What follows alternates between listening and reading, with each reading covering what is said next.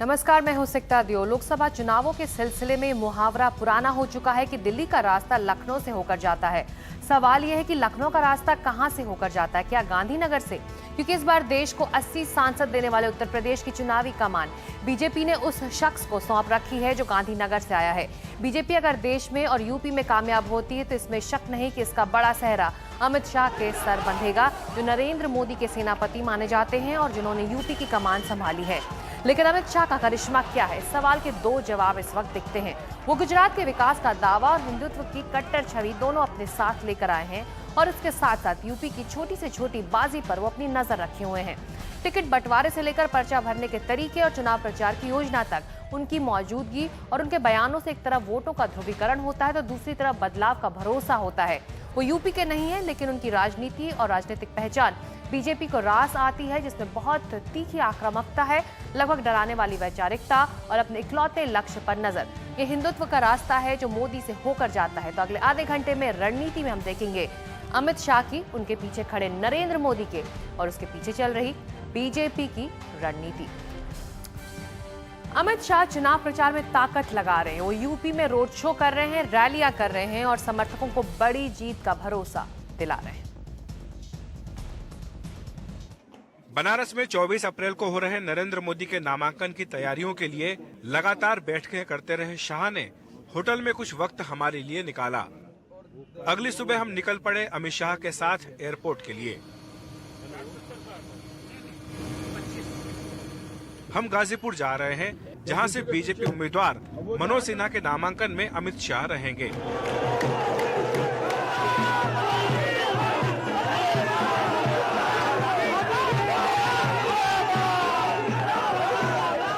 अमित शाह लगातार फोन पर पूरे उत्तर प्रदेश के हालात का जायजा ले रहे हैं।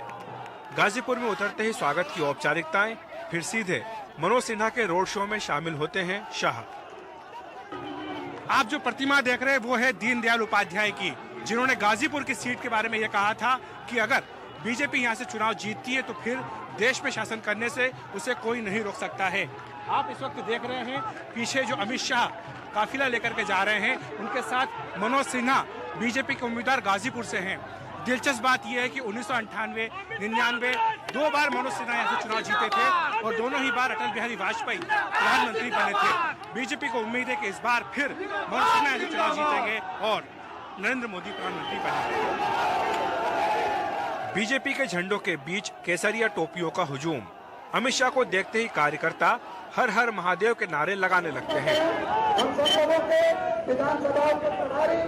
राज्य में मोदी के नाम पर उफान खड़ा करना और हिंदुत्व की उनकी पहचान को आगे रख ध्रुवीकरण के प्रयास। राज्य की सपा सरकार पर तुष्टीकरण के आरोपों के साथ मुजफ्फरनगर दंगों को लेकर बने माहौल से फायदा उठाना, ये शाह की रणनीति का प्रमुख हिस्सा है। मुजफ्फरनगर में बदला लेने वाले उनके बयान पर बड़ा विवाद खड़ा हो चुका है। मुजफ्फरनगर में भड़काऊ बयान देने के बाद अमित शाह पर चुनाव आयोग ने पाबंदी लगा दी थी। उसके बाद अमित शाह के आश्वासन के बाद चुनाव आयोग ने ये पाबंदी हटाई है और उसके बाद से पहली बार गाजीपुर में अमित शाह अपनी चुनावी सभा को संबोधित करने जा रहे हैं। अमित शाह के इस भाषण पर इसलिए भी ज्यादा नजरें हैं क्योंकि पूर्वी उत्तर प्रदेश में चुनाव के माहौल में ये उनकी पहली सभा है और बगल की ही बनारस सीट से नरेंद्र मोदी पर्चा भरने जा रहे हैं। मनोज सिन्हा पर्चा भरने चले गए हैं। शाह मंच पर मौजूद हैं, लगातार फोन पर बातचीत में मशगूल। नेता आदरणीय अमित शाह जी का मार्गदर्शन आपको प्राप्त होगा और कोई शोर करने की जरूरत नहीं है। मनोज सिन्हा के आने के साथ ही शुरू होता है शाह का भाषण। हिंदुस्तान भर में एक परिवर्तन की लहर दिखाई पड़ती है और कोई अकारण परिवर्तन की लहर नहीं है। 10 साल तक सोनिया मनमोहन के नेतृत्व में यूपीए 1 और यूपीए 2 की जो सरकारें चली है, उसने देश में हर मोर्चे पर विफलता पाई। शाह के भाषणों में भ्रष्टाचार, महंगाई के लिए सोनिया मनमोहन पर हमला है। गुजरात में विकास की सुनहरी तस्वीर दिखाकर यूपी को भी गुजरात जैसा बनाने की बात है। साथ ही है सुरक्षा से खिलवाड़ करने का आरोप। एक बार लाल किले की प्राचीर से नरेंद्र भाई का भाषण हो, मैं आपको बता दूं कि इसे माई के लाल की हिम्मत नहीं है देश की सीमा पर आंख उठाकर देखे। 90 के दशक में बीजेपी ने राम मंदिर आंदोलन की लहर पर सवार होकर उत्तर प्रदेश में करीब 60 सीटें जीती थी, लेकिन उसके बाद से बीजेपी का ग्राफ लगातार इस राज्य में गिरता गया है। बीजेपी ने एक बार फिर से अपनी ताकत को हासिल करने के लिए अमित शाह को इस बार जिम्मेदारी दी है, जो न सिर्फ नरेंद्र मोदी के बेहद करीबी माने जाते हैं, बल्कि हिंदुत्व के आइकन भी माने जाते हैं। पार्टी को उम्मीद है कि मोदी और अमित शाह की जोड़ी से उत्तर प्रदेश में बीजेपी को अपनी खोई हुई ताकत दोबारा हासिल हो पाएगी। उम्मीदवारों के चयन से लेकर मुद्दे तय करने तक यूपी में हर फैसले पर अमित शाह की छाप है। अब देखना होगा कि गुजरात के बाहर अपनी सबसे बड़ी अग्नि परीक्षा में अमित शाह का क्या होता है। बनारस में अखिलेश शर्मा, एनडीटीवी इंडिया। और एनडीटीवी इंडिया से बात करते हुए अमित शाह ने दावा किया कि यूपी में बीजेपी इतनी सीटें जीतेगी कि सब हैरान रह जाएंगे। इतनी सीटें के अनुमान बताते ही उनको डर लगता है। सवाल है इतनी सारी सीटें वो कहां से लेकर आ रहे हैं। जवाब भी उनके इस इंटरव्यू में दिखता है। जिन बातों पर उन पर एक जगह पाबंदी लगाई गई, वैसी बातें वो लगातार करते जा रहे हैं। जाहिर है मुजफ्फरनगर के दंगों के साथ यूपी चुनावों से पहले जो ध्रुवीकरण हुआ, उसका फायदा उठाने में उन्हें गुरेज नहीं है। दिल्ली का रास्ता उत्तर प्रदेश होकर जाता है। उत्तर प्रदेश में लोकसभा चुनाव के 2 चरण पूरे हो चुके हैं। तीसरे चरण की तैयारियां जोरों शोरों पर है। अधिक बातचीत करने के लिए हमारे साथ हैं बीजेपी के महासचिव, उत्तर प्रदेश के प्रभारी अमित शाह। अमित जी, अभी तक जो 2 दौर के मतदान हुए हैं, किस तरह का मतदान हुआ है? बीजेपी की क्या उम्मीदें हैं? बहुत अच्छा माहौल है। मतलब मतदान के पहले हम जो कल्पना करते थे उसके से भी ज़्यादा अच्छा माहौल है। और मैं मानता हूं कि पहले 2 दौर के 21 सीट में से बीजेपी कम से कम 18 सीटें पाएगी। आपने पश्चिमी उत्तर प्रदेश का जब पहले दौर का मतदान हुआ था, तब ये कहा था कि 10 में से 10 सीटें बीजेपी को मिलेंगी। हम बिल्कुल 18 सीट पाएंगे दोनों चरण को मिलाकर। क्या वजह रही आपकी, ऐसा क्यों आप मानते हैं?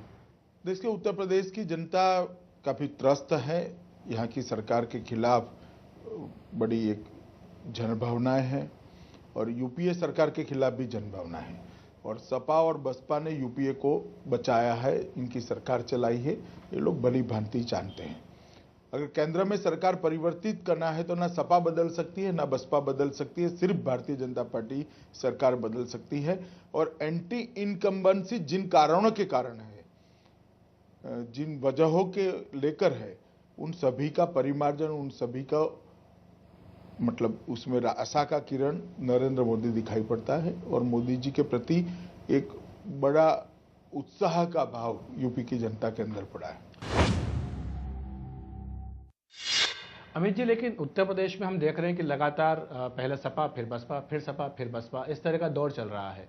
तो ऐसे में कांग्रेस हो या बीजेपी हो, दोनों ही जो राष्ट्रीय पार्टियां हैं वो एक हाशिए पर चली गई हैं। लेकिन पिछले चुनाव में कांग्रेस ने बाउंस बैक किया था। इस बार आपको क्या ऐसा माहौल लग रहा है कि बीजेपी बाउंस बैक करती दिख रही है? देखिए, पूरे देश भर में जो माहौल बना है उसका एक असर है। और दूसरी, इस बार हमारी कैडर जी जान से लगी है, हर मोर्चे पर लड़ाई लड़ रही है। कहीं हमारे सामने सपा है, कभी बसपा है, कुछ कम सीटों पे कांग्रेस है, मगर हम सब सीटों पे लड़ रहे हैं।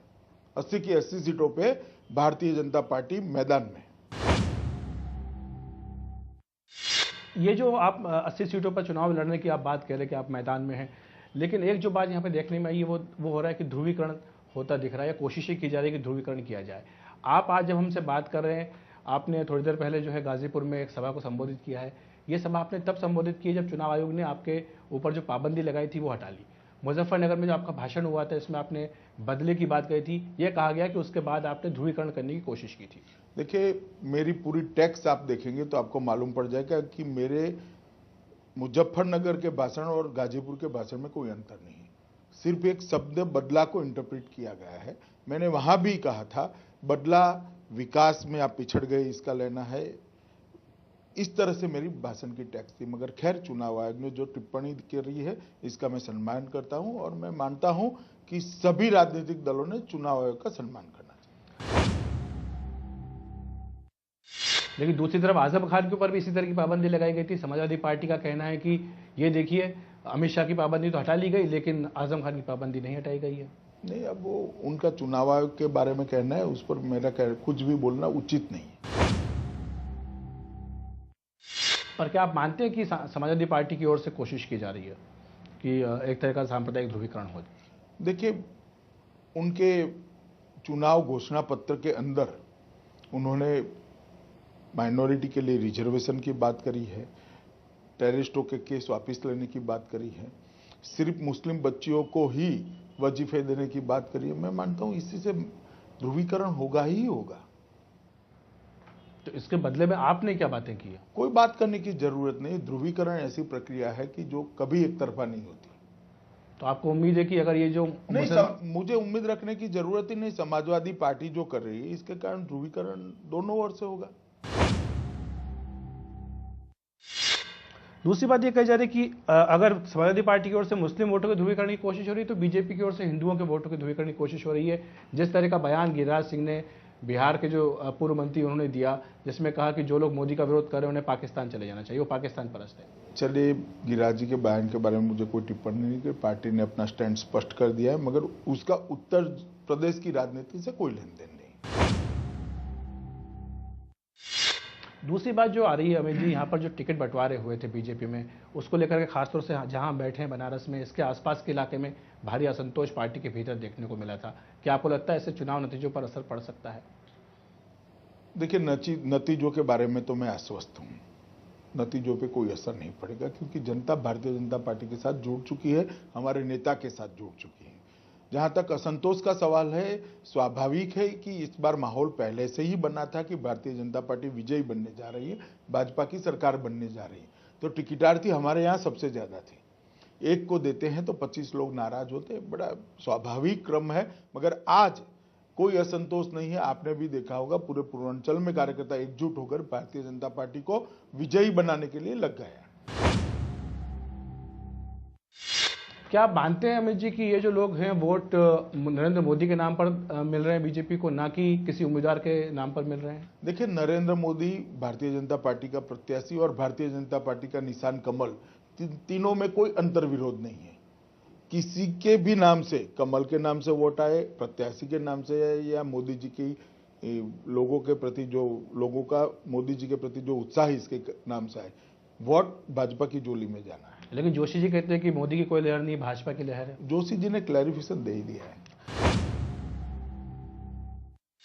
अच्छा, एक बात, अभी जो टिकट बंटवारे की मैं बात आपसे कह रहा था, यहाँ पर जो दूसरी पार्टियां, उनकी कोशिश होती है कि वो अगड़ों को खास तौर से जगह दे, ब्राह्मणों को टिकट, जैसे बसपा ने 22 ब्राह्मणों को टिकट दिया। लेकिन आपका मैं भी आंकड़े देख रहा था, 16 ब्राह्मण है, 14 राजपूत है, 4 वैश्य, 1 भूमिहार है, यानी अगड़े 36 हैं, लेकिन पिछड़े 26 ही हैं। तो ये बात जो कही जा रही थी कि बीजेपी ओबीसी वोट पर, देखिए, बीजेपी ने अगड़े पिछड़े के आधार पर, कोई जाति के आधार पर वोट टिकट फाइनल नहीं करी है, विनेबिलिटी के आधार पर, और उस एरिया की रिक्वायरमेंट और अपना श्रेष्ठ कार्यकर्ता था उसको मैदान में उतारा है। अभी हम इस वक्त बनारस में बैठे हुए हैं अमित जी। 24 तारीख को नरेंद्र मोदी जी अपने यहाँ से नामांकन पत्र दाखिल करने वाले हैं। ये तर्क दिया गया था आपकी ओर से कि अगर मोदी जी यहाँ से चुनाव लड़ते हैं तो पूरे पूर्वांचल में असर पड़ेगा, बिहार के भी कई सारी सीटों पर इसका असर पड़ेगा। क्या वाकई ऐसा हो रहा है? देखिए, मैं गाजीपुर 3 बार गया, तीसरी बार आज गया हूँ। गाजीपुर के प्रत्याशी के नामांकन के अंदर आप भी थे शायद, आपने देखा होगा कि एक बड़ी उत्साह की लहर गाजीपुर जैसी सीट पर है, जो पूरे पूर्वांचल में सबसे अंतिम क्रम पर आती थी। तो स्वाभाविक है, मोदी के यहाँ से लड़ने का उत्साह है वहाँ पर। आपने भाषण भी देखे होंगे वहाँ के कार्यकर्ताओं के। सब लोग मानते हैं कि मोदी जी के लड़ने के कारण पूरे पूर्वांचल और बिहार को, उत्तर प्रदेश के सटी हुई बिहार की सीटों पर भी फायदा है। लेकिन यह जो नामांकन किया जा रहा है, ये कहा गया था कि आपकी कोशिश होगी कि आप एक जो स्पेक्ट्रम है बनारस का, जो तहजीब है, उसका आप रिप्रेजेंटेशन नामांकन में दे पाएं। इसलिए बिस्मिल्लाह खां साहब के परिवार की ओर से आपने कोशिश की थी कि उनको से नामांकन पत्र में मना कर दिया। मैंने कभी ऐसा नहीं कहा। नहीं, पार्टी ने नहीं, पार्टी ने भी, यहाँ के स्थानीय लोगों ने कोई कोशिश करी होगी, कोई दबाव आया होगा। मैं मानता हूँ कि दबाव नहीं रखना चाहिए किसी। किसका दबाव आया होगा? मुझे मालूम नहीं, मैं इन चीजों में पढ़ाई नहीं, स्थानीय यूनिट करता है। कौन और लोग होंगे जो नामांकन पत्र में? चलिए, वो तो जब नामांकन करेंगे मालूम पड़ जाएगा।